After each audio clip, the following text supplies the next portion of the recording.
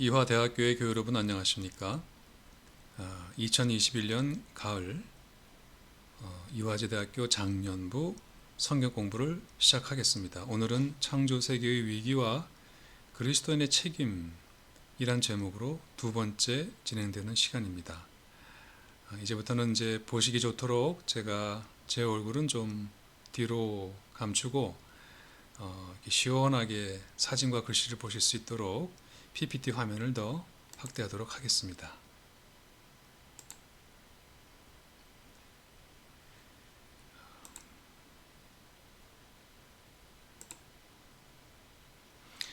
예, 우리 지금 9월 1일부터 10월 4일까지 Season of Creation 전 세계 교회가 이제 창조절로 지킨다고 하는 말씀을 드렸습니다. 굉장히 뜻깊은 시간이고 그래서 특별히 우리는 이번에 우리 인간과 지구가 당하고 있는 이 생명의 위기 그것을 시작으로 해서 정의의 위기, 평화의 위기까지 오늘 21세기를 살아가는 그리스도인들이 한 번쯤은 이 시기에 꼭 생각해 보았으면 좋을 그 주제를 가지고 이야기하고 있습니다. 하늘의 징조, 시대의 징조, 사인이고 표적이기도 한데 하나님께서 어떤 사인을 자꾸 우리한테 보내고 계시거든요. 그것을 보고 그것이 무엇인지 구별할 수 있고 분별할 수 있고 알아들을 수 있는 그런 영적인 눈과 귀를 가지면 참 좋겠습니다. 이 누구나 보았을 이 사진에서 우리는 또 오늘 무엇을 보고 계신지요? 이 시대의 어떤 징조입니다. 이 시대의 또 어떤 징조이죠.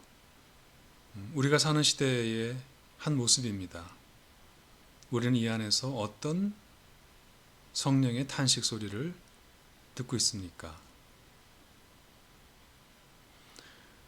또한 세 번째 이 사진에서도 우리가 많은 것을 생각하게 해주는 그런 장면을 우리가 보고 있습니다. 이 아이는 뭘 어쩌자고 하는 것일까요?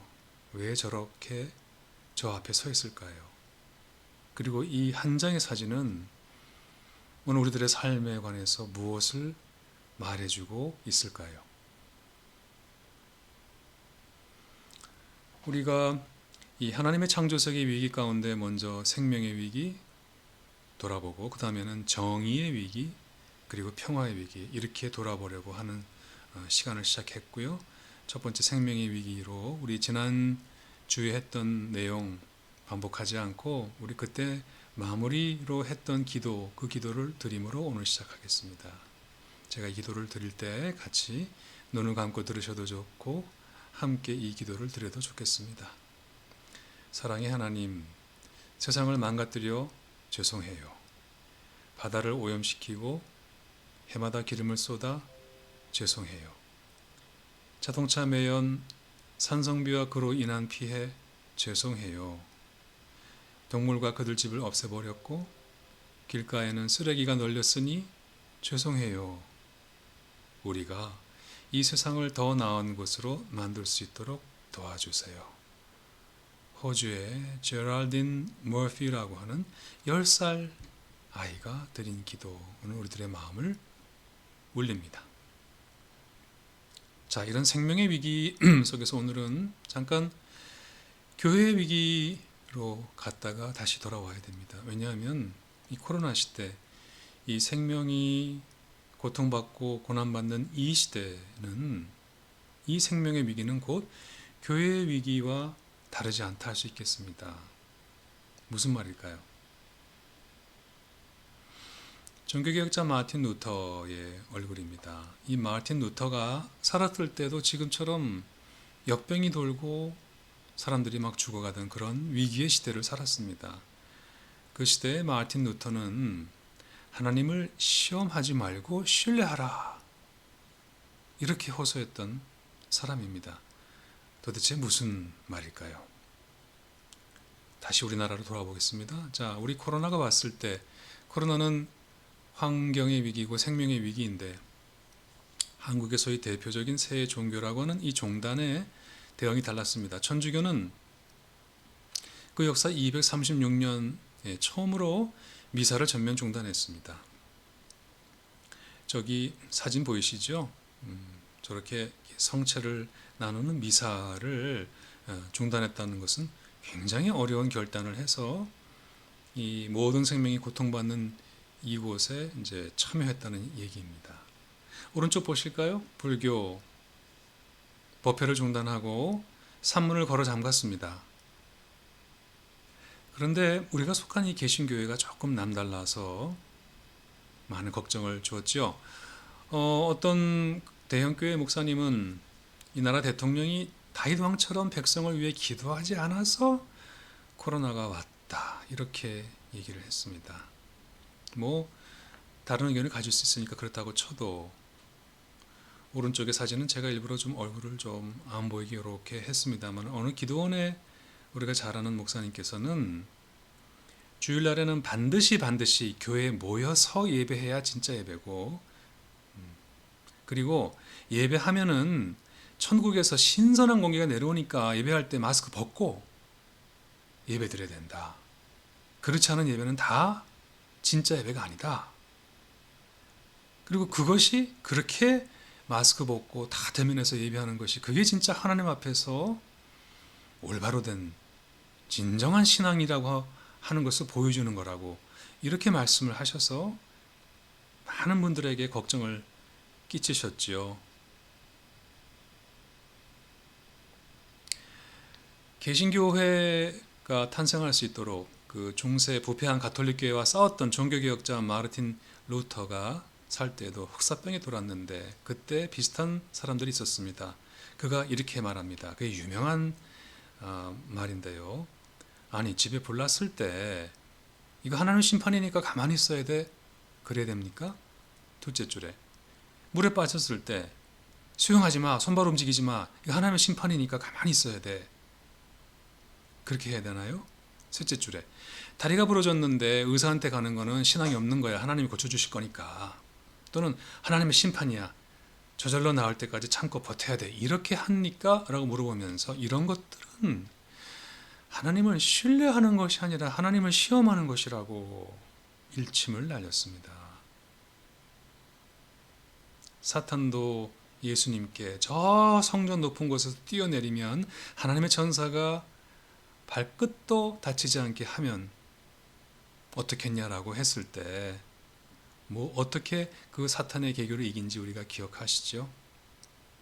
그거는 하나님을 신뢰하는 게 아닙니다. 만약에 예수님께서 그렇게 뛰어내리셨다고 하면은 얼마나 많은 사람들이 그냥 단박에 그분을 메시아로 숭상하고 예배하고 했겠습니까?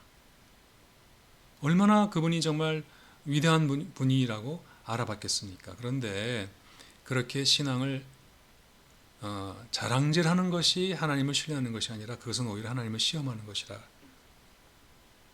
루터가 말했습니다. 그러면서 이렇게 말합니다. 자, 왼쪽에 있는 그림이 실제 루터의 행적을 그린 그림인데 흑사병으로 막 죽어가는 사람들 앞에서 저렇게 간호했던 활동에 뛰어든 루터가 오른쪽 이렇게 말합니다. 약 지어 먹어. 집과 거리 소독해. 사람 만나는 걸 피해. 나는 하나님께서 자비를 베푸셔서 우리를 지켜달라고 기도할 것입니다. 하지만 공기를 소독해 정화할 거고 약 지어 먹을 거고 내가 꼭 가야 되는 장소나 꼭 만나야 되는 사람이 아니라면 그것을 피해서 나와 이웃의 감염을 피하겠다. 하지만 만약에 이웃이 나를 필요로 한다면은 나는 누구든 어떤 곳이든 마다하지 않고 즉 말하자면 목숨을 걸고 달려갈 것이다. 그게 하나님을 신뢰하고 그리스도의 사랑을 실천하는 진정한 그리스도의 삶이다. 이렇게 흑사병이 돌던 시대 때 마스크도 안 쓰고 사람 만나고 막 나는 병 걸려도 낫는다고 막 하는 그런 사람들 앞에서 그거는 하나님을 신뢰하는 행위가 아니라 하나님을 시험하는 반신앙적 행위라고 말했던 이 종교개혁자 개신교가 있게 한 이 루터의 얘기를 한국의 개신교회가 경청하면 좋겠습니다. 자, 주일 성수 아시죠? 주일을 거룩하게 지킨다. 한국교회의 정말 아름다운 전통입니다.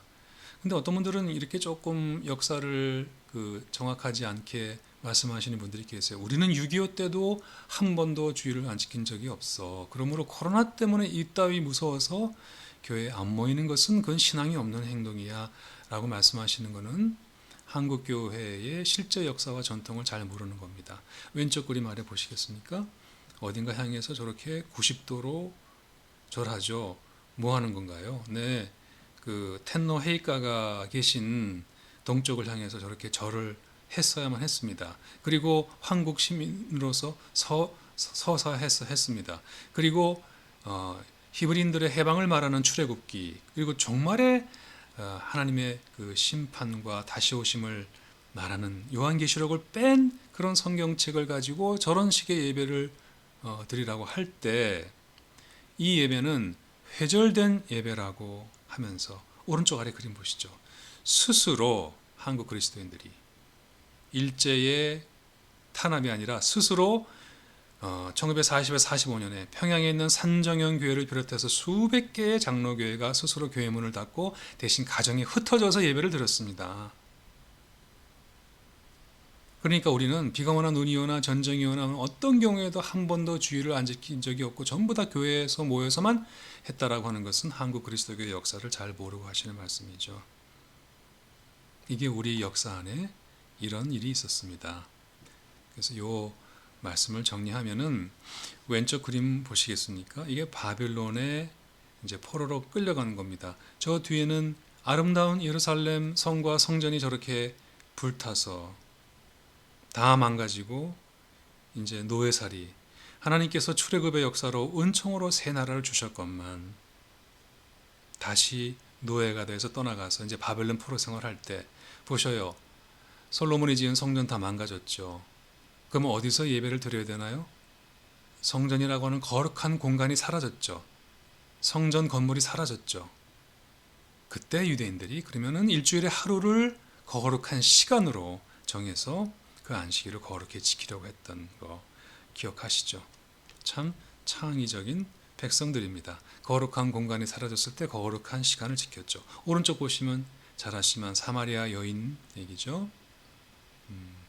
이 여인에 관한 긴 말씀을 다시 드리지 못하지만 저 당신들 유대인들 저 예루살렘 성전에서 드리지 않는 예배는 진짜 예배가 아니라고 하는데 어떤 예배가 어디서 드리는 게 진짜 예배냐 할 때 예수님께서 뭐라고 말씀하셨죠?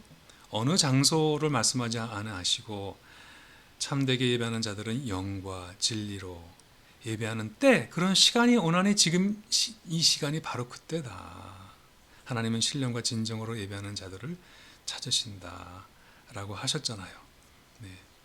그래서 이 제목을 제가 교회의 공공성을 우리가 잃어버리면 안 된다라고 하는 말씀을 드려요. 사도신경에서도 거룩한 공회와 성도가 서로 교통하는 것과 저희 공부하셨지 않습니까? 거룩한 공회라는 것이 거룩한 공교회 그 뜻입니다. 우리 교회는 사적인 집단이 아니고 시민사회 속에 한 나라 속에 존재하는, 그래서 공공성을 가진 겁니다.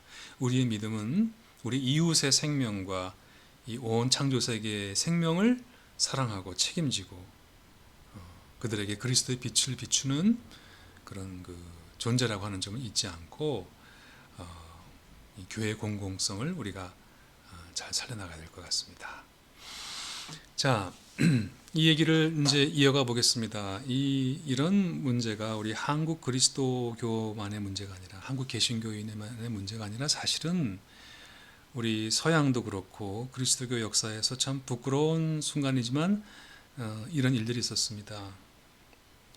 제가 다시 한번 프란시스 고야, 스페인의 대화가죠. 그가 그린 저 유명한 채찍질 고행단을 그린 그림을 가지고 조금 말씀 나누겠습니다. 이성이 잠들면 악마가 깨어난다. 이 말은 잠시 후에 보여드릴 프란시스 고야의 채찍질 고행단이라고 하는 그 그림에 대해서 그림을 그리고 나서 고야가 쓴 한마디입니다. 이성이 잠들면 악마가 깨어난다. 이게 무슨 말일까요? 자, 오늘 우리는 코로나 바이러스 19로 고통받고 있지만 우리 인류 역사는 질병의 역사였죠. 또 흑사병, 패스트, 네, 까맣게 썩어 들어가 죽는 병이지 않습니까? 먼저 저기 무슨 펭귄 얼굴을 했나 할지 모르지만 저게 중세 의사들의 일종의 마스크였죠. 저렇게 뾰족하게 나와 있으면 환자하고 이렇게 직접 닿는 것을 막아줄 수도 있지, 뿐만 아니라 저 안에 뭐 여러 가지 이렇게 뭐를 넣어서 공기가 이렇게 정화되도록 하는 이렇게 일종의 그 감염을 막는 그런 거였죠. 그러니까 저것을 펭귄 무슨 뭐 저기 인형이라고 생각하지 마시고 중세 의사들 흑사병이 돌 때 중세 의사들의 모습이 저랬다 이렇게 기억하시면 되는데요. 왼쪽 보시게 되면은 세상에 1346년에서 1353년까지 아이고 그러니까 거의 한 7년 8년 역병이 한 번 돌면 이렇게 오래 갑니다. 사실 우리 이제 뭐 2년 이렇게 돼 갔는데요. 조금 더 인내하고 해야 될지도 모르겠습니다. 유럽 연구의 3분의 1이 사망했습니다. 중세 본거지도 몰락했습니다. 중세 교회까지 몰락했습니다. 바로 이런 흑사병이 돌 때, 자 이게 보니까 이게 바로 그 패스트균입니다. 가운데 있는 것이 참 어떻게 저렇게 생겼나요? 참. 자, 제가 왼쪽, 오른쪽, 아래, 옆에 전부 다 당시에 그 흑사병으로 고통받던 그 시대 사진기가 없으니까 이제 그 시대에 그림들을 이렇게 여러분께 보여드렸습니다. 아이고 얼굴에 이렇게 다 종기가 시작됐네요. 사람들이 이렇게 죽어가고 얼마나 무서웠겠습니까? 지금처럼 뭐 의사 선생님이 계세요, 간호사 선생님이 계세요, 병원이 있었어요. 자 이럴 때 이 그림이 바로 그 유명한 프란시스 고야의 채찍질 고행단이라고 하는 그림이지요. 지금도 유럽에 가면은 그 고난절 기간에 이 전통을 이어받아서 그 반라의 남성들이 이렇게 붉은 페인트를 칠하고 실제 채찍을 때리진 않고 자기 몸을 이렇게 순례 기행하는 전통이 있습니다. 그런데 이 패스트가 창궐하던 이 중세 유럽에서 이 그림을 보시게 되면 진짜 반나의 꽃갈콘을 쓴 사람들이 채찍으로 자기 등을 때리면서 피가 낭자하게 흐르는데 어떤 마을에 들어가고 있고 온 마을 사람들이 들어오는데 뒤에 성모상이 따라 들어오고 앞에 십자가가 나가는 이게 채찍질 고행단입니다. 여러분 이분들은 유럽을 돌면서 하나님의 심판으로 이런 역병이 도니 회개하라고 했고 회개하면 하나님이 고쳐주실 거라고 했는데 참 아이러니하게도 바로 이 사람들 때문에 역병이 더 잘 번져나갔죠. 씻지도 않고 잘 먹지도 않고 고행하면서 불결한 생활을 하면서 한 이분들 때문에 오히려 역병이 더 번져나갔습니다. 하나님은 이들의 기도를 들어주지 않으셨습니다. 자, 그래서 제가 한국 그리스도교 개신교회의 아픔, 이 생명의 위기가 오늘 우리 교회의 위기와 연결되는데 그 교회의 위기의 모습, 한국 교회만이 아니라 세계 교회에도 그런 아픈 위기가 있었고 그것은 우리에게 이런 교훈을 줍니다. 생각하지 않는 신앙은 위험하다는 거. 이성이 잠들면 그렇게 악마가 깨어난다는 거. 그 말씀을 이제 드리려고 합니다. 자, 읽어보겠습니다. 흑사병의 원인이 쥐벼룩이라고 하는 단순한 사실을 몰랐던 유럽 사람들은요. 외국인 유대인 불황아 한센병 환자들이 저 병을 옮겼다고 말하고 거짓말로 선동하고 혐오하고 많이 죽였습니다. 오늘날에도 SNS를 통한 가짜뉴스, 각종 음모론, 공포, 두려움 나아가 혐오와 인종차별 확산되고 있죠. 자, 보셔요. 중세 흑사병은 자취를 감췄는데 과학과 기술이 발달하고 이성적인 사회가 되었다는 오늘날에도 인간의 이성은 여전히 초라하기만 하죠. 이렇게 지성을 경시하고 신앙과 이성을 이원론적으로 대립시키고 믿음을 목매주의, 계몽주의 반대잖아요. 로 인도하는 이 반지성주의 있는 한 우리는 이렇게 모여서 예배드리지 않으면 진짜 예배가 아니며 모여서 예배드리면 하나님께서 하늘에서 신선한 바람을 내려보내니 마스크 안 써도 된다라고 하고 그것이 마치 신앙이 좋은 사람인 것처럼 하나님을 시험하면서 그것이 신앙이라고 착각하는 그렇게 생각하지 않는 신앙 거기서는 벗어나야 되지 않을까 생각합니다. 맨 아랫줄에 그 안셀무스라고 하는 중세의 신학자가 믿음은 이해를 추구한다라고는 아주 유명한 말을 했습니다. 영어로 굳이 옮기면 faith seeking understanding 이라는 말이 있습니다. 자, understanding은 뭐죠? 이해입니다. 알입니다. 알고 싶어 하는 겁니다. 지성적인 것입니다. 근데 그렇게 알기 위해서 묻고 왜 그런지 생각해보고 하는 그 이해를 추구하는 것은 어디서 나왔나요? 사탄의 계교일까요? 아니요. 안셀무스는 faith seeking understanding을 했습니다. 믿음 자체가 하나님을 믿으면 알고 싶어진다는 거죠. 그분을 생각하고 믿기 위해서 사유하죠. 그러므로 믿음 그 자체가 믿음이 이해를 알을 추구한다. 즉 우리들의 신앙과 지성 그것은 서로 대립되는 것이 아니어야 한다. 둘의 조화를 이루어야 한다. 그래야 오늘 우리가 이 코로나 시대 생명의 위기 시대 때 한국의 그리스도교가 갖고 있는 이 교회의 위기도 우리가 벗어날 수 있겠다. 오늘 이 점 우리가 한번 꼭 기억하고 싶습니다. 자, 그래서 다시 이제 우리 창조세계의 위기로 돌아오겠습니다. 다시 생명의 위기로 돌아가 보겠습니다. 여러분 이 반지 참 반지 하나 갖고 싶은 반지네요. 근데 이 반지가 소위 다윗의 반지라고 알려져 있죠. 왜냐하면 이 문구 때문에 그렇습니다. 저기 저기 있습니다만 This too shall pass away. 여기 번역해 놨습니다. 이 또한 지나가리라 라고 하는 거잖아요.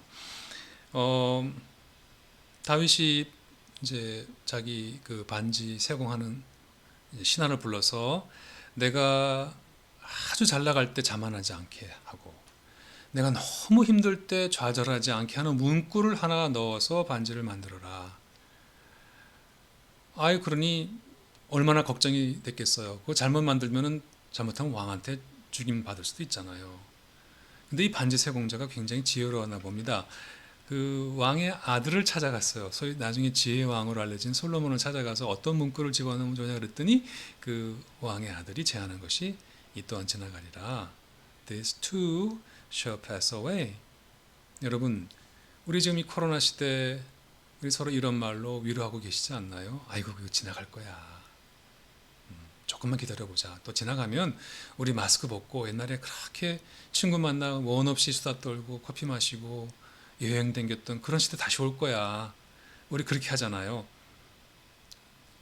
근데 죄송하지만 제가 오늘은 조금 불편한 진실 다시 한번 말씀드리고 싶은 게 제가 이 또한 지나가리라 코테이션 마크를 찍은 다음에 그 뒤에 물음표를 찍었습니다. 그러니까 요 오늘의 마지막 단락의 세 번째 단락의 소제목은 이 또한 지나가리라 이렇게 읽으셔야 됩니다. 우리 평범한 일상으로 돌아가고 싶어 하시죠. 우리 소위 말하면 포스트 코로나 시대 가고 싶어 하지 않습니까? 근데 과연 우리가 코로나가 끝나면 평범하고 익숙한 옛날로 돌아갈까요? 제가 아래 빨간 줄로 적었습니다만 뭔가 이상한 지금 일이 일어나고 있죠. 사스, 신종 인플루엔자, 에볼라, 메르스, 코로나19 다 같은 종류의 바이러스인데 점점 주기가 단축되고 빨라지고 있다는 심상치 않은 일을 우리가 지금 보고 있습니다. 바로 이것이 이런 이유가 이게 인수공통 감염병이라고 하는 사실 우리가 너무 잘 알고 있습니다. 오른쪽 책 제목 제가 바로 이거를 지적하는 책이기 때문에 갖고 왔습니다만 그 인수 짐승이잖아요. 수. 네. 그러니까 인간과 짐승을 오가면서 공통으로 감염시키는 그 병이 지금 코로나고 메르스고 에볼라고 그렇다는 거죠. 왼쪽 책 네이선 울프의 책은 오늘 우리가 사는 시대가 이 바이러스 폭풍의 시대를 산다라고 말합니다.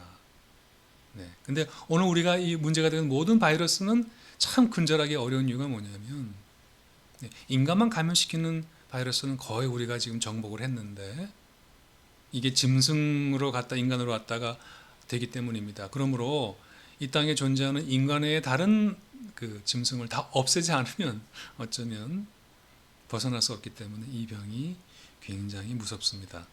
자, 언젠가 한번 제가 그래서 오늘날의 이 코로나 바이러스는 사람들이 팬데믹이라고 하는데 소위 말해 세계적인 대유행이란 뜻이 아닙니까? 근데 어느 학자가 이 책의 저자가 아니 이 이름이 틀렸습니다. 에코데믹이라고 불러야 됩니다.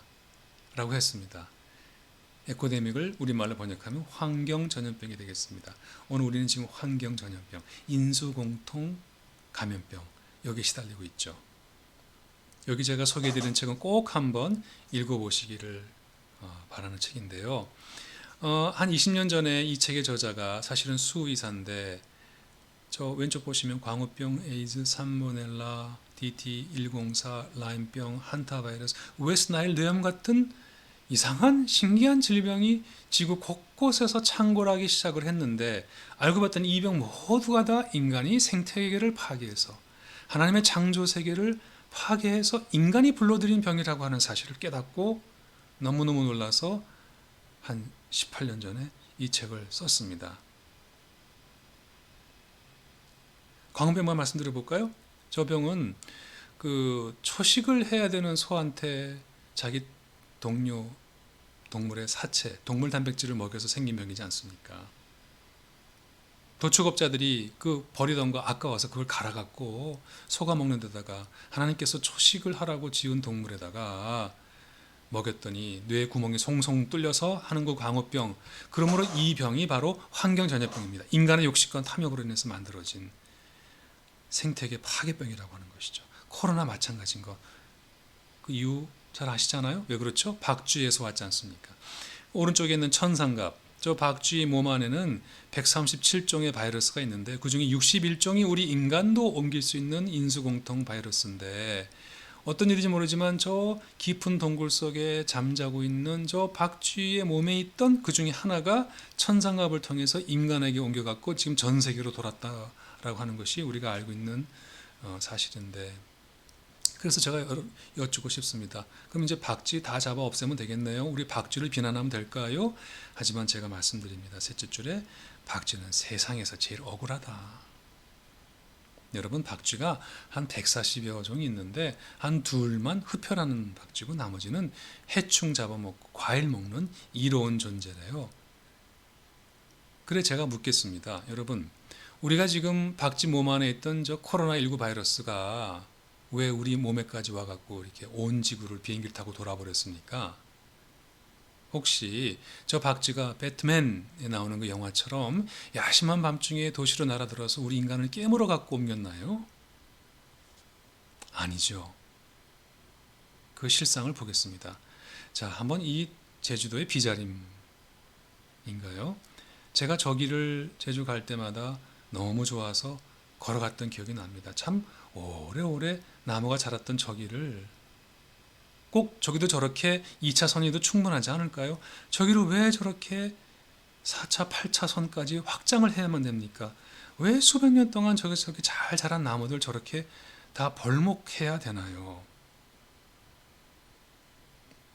이렇게 말씀드리고 싶어요. 여러분, 박쥐가 인간의 세계를 침범하고 침략한 것이 아니라 거꾸로다.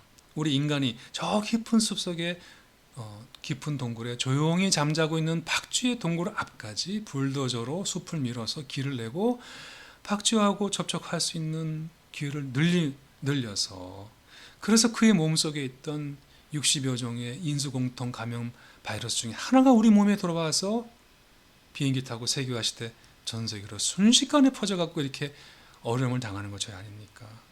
그래서 코로나19도 우리가 하나님의 창조 세계를 이렇게 멋대로 파괴한 그 대가다 하는 사실을 우리가 좀 철저하게 인식할 필요가 있을 것 같습니다. 자, 그래서 제가 한민복 시인의 소스라치다 시를 한번 읽어보겠습니다. 꼭 제 얘기입니다. 뱀을 볼 때마다 소스라치게 놀란다고 말하는 사람들을 볼 때마다 소스라치게 놀랐을 뱀, 바위, 나무, 하늘, 지상 모든 생명들, 못생명들. 뱀 무서우시죠? 박쥐 무서우시죠? 저도 무섭습니다. 그런데 박쥐는 우리 보고 얼마나 무서웠을까요? 예, 그렇습니다. 누가 소스라쳤을까요? 자, 저 그림 보시게 되면은 지금 성냥개비가 쭉 타들어가는데 성냥개비 하나가 잠깐 발을 빼서 연쇄 감염을 막는 거지 않습니까? 저것이 바로 소셜 디스턴싱이죠. 사회적 거리두기 아니겠습니까? 그런데 우리는 이제 하나님의 이것을 조금 더 확장하고 넓게 볼 필요가 있다. 오늘 창조세계의 이 위기 앞에서, 이 생명의 위기 앞에서 우리는 인간 사이의 사회적 거리두기만이 아니라 생태적 거리두기까지, 이컬로지컬 디스턴싱까지 할 필요가 있다. 여러분, 우리 거리두기 해보시면 거리두기가 어떤 마음인가요? 마스크 쓸 때 어떤 마음이세요? 배려 아닌가요? 이웃에 대한 존중, 이웃 사랑 아닌가요? 내 가족 사랑 아닌가요? 자, 이제 생태적 거리두기는 이제 하나님의 동료 피조물을 사랑하는 아주 구체적인 방법입니다. 박쥐도, 다른 생명도, 멧돼지도, 로드킬을 당하는 이 나라의 수많은 다른 하나님이 지으신 생명들도 하나님이 짓고 생육하고 번성하라 하신 이 땅에서 함께 살아갈 수 있어야 되지 않겠습니까? 그들의 영역까지 우리가 다 침범해서 그들을 살 수 없게 만들어서는 우리까지 살 수 없게 된다고 하는 이 뼈아픈 진실을 오늘 우리가 참 너무 큰 대가를 치르고 배우고 있는 것 같습니다. 그래서 요 세 번째 토막 얘기를 정리합니다. 죄송하지만 다윗의 반지에 있는 글귀는 오늘 우리에게 해당되지 않는다는 것을 불편한 얘기지만 말씀드립니다. 이 또한 지나가지 않을 것입니다. 지금의 재난 우리가 자초했습니다. 지금의 고통은 우리의 욕망이 만들었습니다. 매년 병든 닭 10억 마리 소비하고 500만 마리의 가축을 소위 산채로 죽이는 살처분하는 우리들의 과거의 지금의 그 평범했다고 생각하는 일상이 만들어낸 질병이지 않습니까? 우리의 그 익숙한 그 일상으로 코로나 끝나면 돌아가겠다고요? 자, 그 다음에 인간의 무한 착취로 지구 기온이 올라가고 북극 빙하가 녹고 북극곰이 굶주려 죽고 세상에 남극의 기온마저 영상 20도까지 치솟아 올라가서 눈밭에 뒹굴어댈 펭귄이 진흙투성이가 되는, 저는 그 사진 보고 너무 놀랐는데, 그런 세상에서 감염병은 이제 뉴노멀, 감염병이 뉴노멀이 될 것이다. 그래서 우리나라의 생태사상가 김종철 선생님이 하신 말씀처럼 이제 우리는 항구적인 비상 상황 안에 살게 될 것이다. 이게 서로 앞뒤가 모순되는 말이잖아요. 비상이 어떻게 항구적이 될 수 있겠습니까? 그러면 우리는 철저하게 이 또한 쉽게 지나갈 것이다. 이렇게 거짓 위로로 잠시 넘어가려 해서는 안 되고, 지금 이 고통의 시간이, 이 생명의 위기의 시간이 하나님의 창조 세계를 이렇게 무시하고 마음껏 했던 우리들의 죄책을 고백하고 진심으로 뉘우치고 여기에서 진심으로 모든 생명을, 하나님 주신 생명을 존중하고 사랑하려고 하는 그런 새로운 존재로 우리가 변화되지 않으면 안 된다. 그렇게 지금 내가 변하지 않으면 나뿐만 아니라 내 자손들에게도 앞으로 미래가 없다. 그렇게 철저한 인식과 회개가 필요한 시대라고 말씀드리고 싶습니다. 자, 이제 오늘의 마무리에 갑니다. 이 또한 지나가지 않을 것입니다. 이제 때로는 제가 다시 말씀드리지만 한 장의 그림이 모든 얘기를 합니다. 오늘 어떤 이 시대의 징조를 보여주고 있습니까? 보셨죠, 여러분? 이런 에메랄드 아름다운 강이 이 북극에 흘러서는 안 된다는 거 아시죠? 여기 사람이 한 분 계시네요. 얼마나 거대한 강이 흐릅니까? 이렇게 녹아서 아름다운 물이 흐르면 안 된다는 사실, 여러분 지금 무엇을 보고 계십니까? 이 시대의 징조이지요. 다시 읽지 않겠습니다. 주님께서 우리에게 물으셨습니다. 너는 이 시대의 징조들을 분별할 줄 아느냐? 그런 영적인 눈을 갖고 있느냐? 그런 이 시대 징조 앞에서 진심으로 그것과 직면하고 그리스도인답게 살아가려 하느냐? 오늘 우리에게 물으신다고 생각합니다. 그 말씀을 제가 조나단 에드워즈가 한 말, 우리 그리스도인들이란 남들이 보지 못하는 것을 보는 사람이 아니라 우리 다 같은 것을 보지만 그것을 다르게 볼 줄 아는 사람들이 진정한 그리스도인이라고 저는 생각을 합니다. 다시 사진을 보시죠. 말없이 봐도 오늘 우리가 온몸으로 겪고 있는 생명의 위기 무엇인지 이 한 장의 사진이 너무도 많은 이야기를 전해줍니다.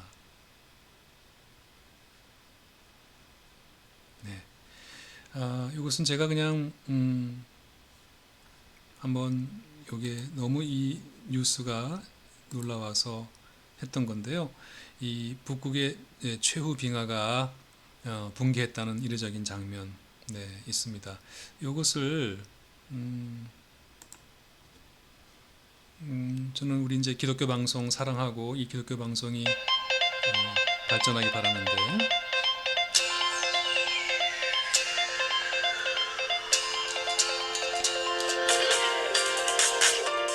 여러분은 지금 CBS 라디오 김현정의 뉴스쇼를 함께하고 계십니다.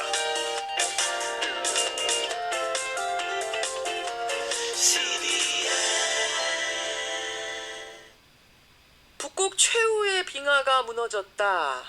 최근 화제가 된 이 뉴스 여러분 들으셨습니까? 북극의 빙하가 점차 녹고 있는 거 이거 어제 오늘의 일 아닙니다만 지구 온난화가 아무리 진행돼도 여기만큼은 남아있을 거라고 여겼던 그야말로 북극 최후의 빙하마저 녹기 시작했다는 겁니다. 이 최후의 빙하가 붕괴되고 있다는 소식에 기상학자들이 상당히 우려하고 있다는데요. 어떤 상황인지 들어보죠. 극지연구소 북극해빙 예측사업단 김백민 책임연구원 연결이 되어 있습니다. 김 박사님 안녕하세요.